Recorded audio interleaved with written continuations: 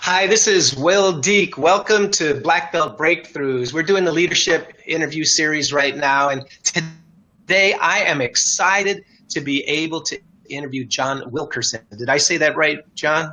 You did, sir. You got it right on the money. I always like it when I pronounce people's names correctly.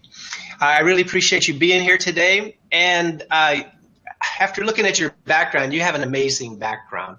And the way I met you was through LinkedIn. You're a moderator for a couple of LinkedIn groups. And you've been in the martial arts since when? I just say in '84. It's easier that way. So what brought you, before we go on with the stuff I want to talk about, what got you involved in the martial arts? I was the classic case of the child who lacked confidence and did it as a way in order to build my own self-resolve. I didn't go into it for the violence. I didn't go in for it to beat people up. I went into it in order to learn how to take care of myself more from a mental, emotional basis than a physical basis. So I am the quintessential young man who went in wanting to get something out of it. And it seems like you opened up your own school, and you had that for quite a few years, right? I have taught out of a small dojo for about 5 or 6 years and have had to change living locations the last year and have shut that down. But I'm still teaching pickup classes at some of the seminars, and we're in the process of putting together our big annual seminar again for January. So I'm not running the weekly, daily classes, but I still have my hand in the work.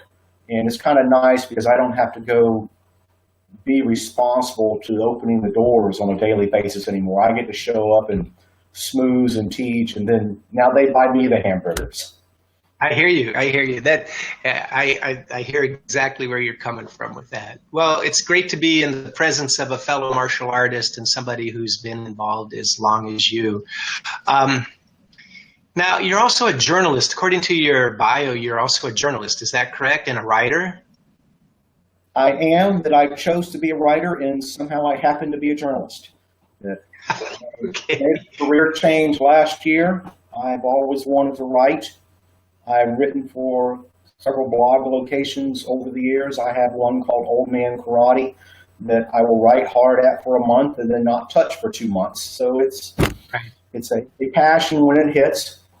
And I decided to move into the fiction writing like I've always wanted to do. And in the process, I started poking around and looking for ways for people to pay me to write, because writing is a skill that you have to practice, and found the local newspaper that still prints only paper. They do no online work. And went and applied for a position with them, and I now do freelance work through them. So somehow, this business guy ended up being a freelance journalist. I don't know how, but there's a check at the top that says journalist on it, and it comes to my mailbox. And then you can get that press badge, bring it with you wherever you go, right? So that's all. I have a press badge. And I look at it going, I never thought that would ever exist. But it's interesting that I had thought about having been a journalist years ago. And I'm not politically active. I really don't have all that much interest in the daily news. I look at it more as a 5 or 10 year process. And it turns out that aspect of my personality works well in the journalist, because I have no dog in their fight. Right. I'll ask the same question to 2 or 3 different sides of the story, and it doesn't matter what they tell me. I just record it all and put it back out on paper. So it's kind of nice because I'm non-opinionated in the columns. And we need more of that. So I wish we had more journalists that were doing exactly what you're doing, which is reporting the news rather than shaping the news. So I thank you for that. Right. Yeah, the editor I work with, when we were speaking, she said, "I want no opinion in your work." I said, "Okay." I said, "Well, my background is marketing and advertising." She goes, "What do you mean?" I said, "Well, you want people to read the newspaper, so you want the facts, and you want them to feel they've been informed, and you want grandmother to buy the paper to hang on the refrigerator." She goes, "That's it." I says, "Okay, I understand the job." Yeah. Thanks. I can do that. I can do that. Well, as you know, this is our leadership series, and it's obvious from your background, you're a leader in the martial arts, and that's moved you into what you described to me as the spiritual side of aging, which was really what I wanted to talk to you about today. Can you explain to us a little bit about the spiritual side of aging, how you got into it, and where you're trying to take that to? It's a process that I think that many of us wake up one morning and realize that we have already started. And whether you're coming from a Judeo-Christian or a Buddhist or a non-secular background, I don't think it really matters. And with me, it was a long process of learning to deal with, I'm going to use the word, the voices, the thoughts, the concerns, the desires that go on in your mind, and how do you start to either manifest or suppress these processes? And I've always been one of the positive thought mind, and your book, The Black Belt Mindset, I read that, I remember, that yes. that was very on spot for what I have always tried to do since my 20s. And wow. And I have become more focused in that times grow hard, times grow easy, life goes up and down, and there's not a lot you can do about it. So how do you deal with those? And as we have aged, we deal with bigger problems, and we deal with bigger setbacks, and we deal with bigger successes. And I found that I needed to reestablish what my core values were. And in so doing, my core values had to drive my decision process. And I took a car accident last year and have not done well on the physical aspect of the training for the martial arts and the teaching. So I made a decision. I am now going to really look into what the spiritual side is. And I didn't say I'm going to do the spiritual aspect of martial arts growth. I'm going to look at the mirror in front of my own face and find out, what do I want to be 20 years from now?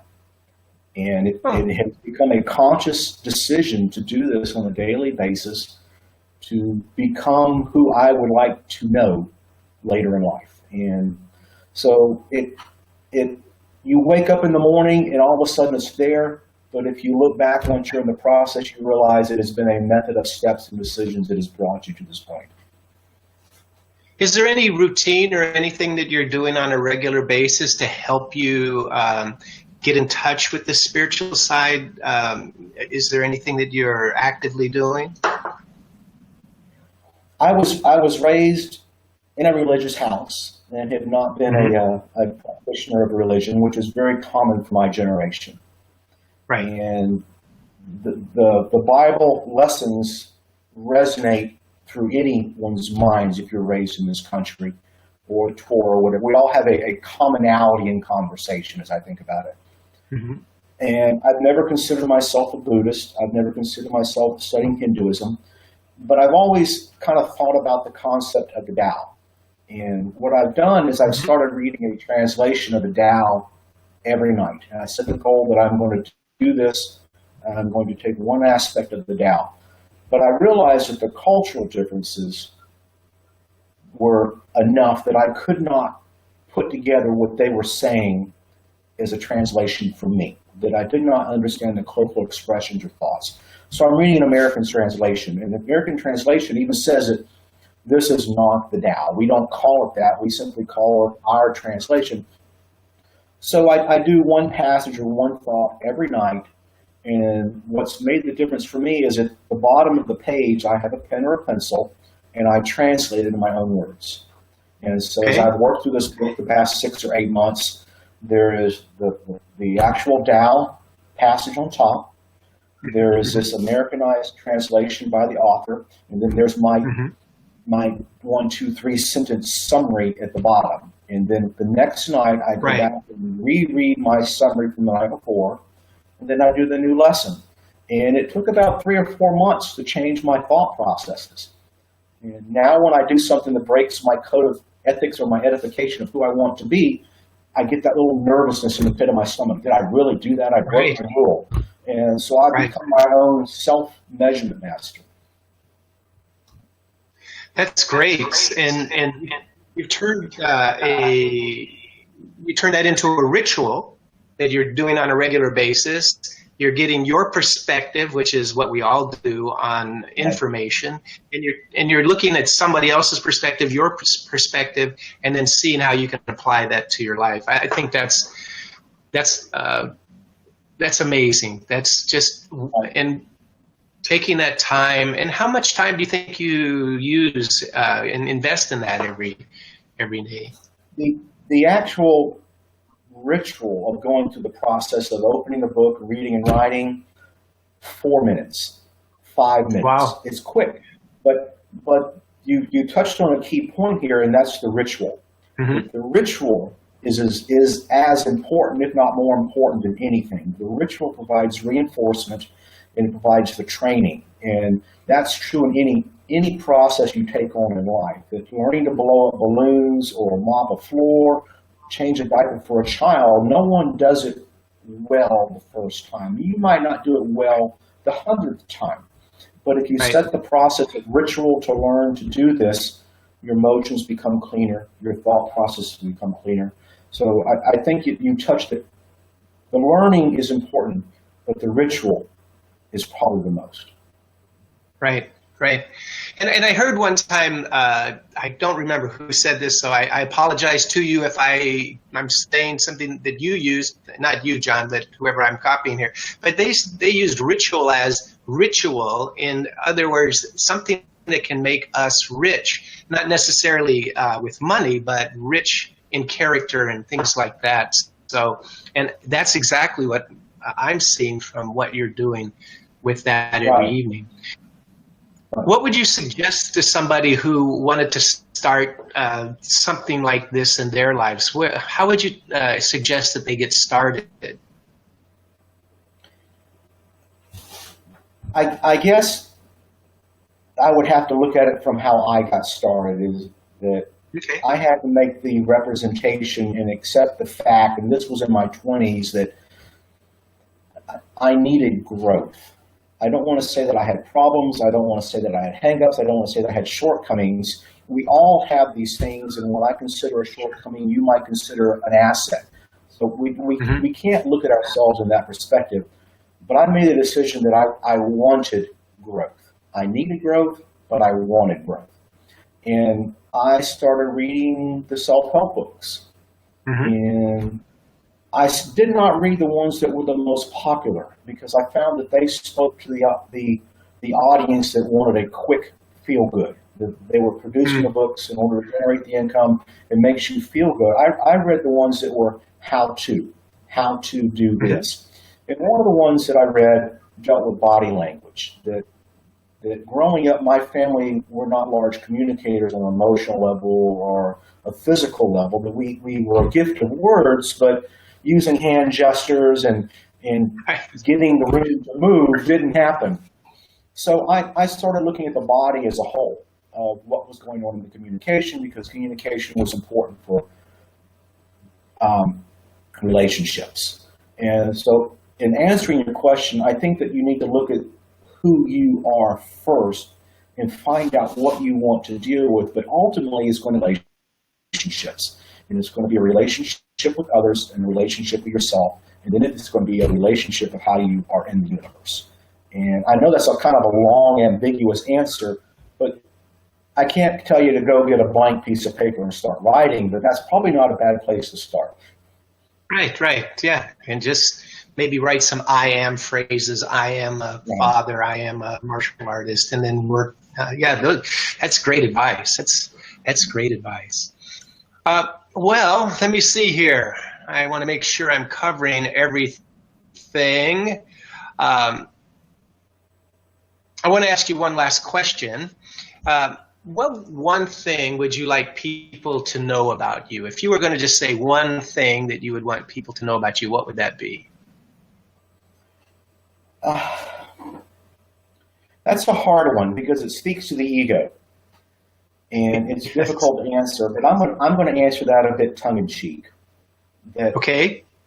I tell my children and I tell my nieces and my nephews that when I'm gone, you're going to miss me.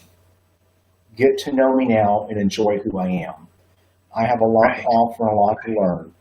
I'm not the best man. I'm not the worst man. But when I'm gone, you're going to miss me. And I think that kind of sums up how I look at life. That I'm here, get to know who I am, get to know who you are, and let's enjoy being here together. I think that's wise advice. Well, before I go, I got two things to add. If anybody out there knows somebody like John or some of the other guests that we've had in the past that you'd like to have on our interview series, please message me, contact me, let me know who that might be, and I'll do everything I can to get them onto our show. The second thing is, if you are working on being a leader or simply want to bring your performance to the next level, I have a free book you can pick up. It's called Silence Your Inner Critic, How to Be Nice to Yourself. And that book can shine a light on those self-limiting doubts and beliefs that you have and help you move your performance to the next level. So if that's something you want, it's free. All you do is go to blackbeltbreakthroughs.com, and then there's a / Silence Your Inner Critic, and you get that gift from me. John, thank you so much for being here with me today and with the rest of our audience. I'm sure that many of them are going to have some questions for you. Is there any way that they can contact you? Yes, I maintain a website that I do my writings from called johnwilkerson.com. It's very simple to remember. Right. I made a wise decision back in the 90s and got the domain name before it disappeared. But other than that, I've read one of your books. I enjoyed it. It's a nice read, The Black Belt Mindset, I believe it was. And it's good. I actually passed it on to one of my students at the time who was having difficulty moving forward, and he spoke well of it. And Will, I want to thank you for having me on today.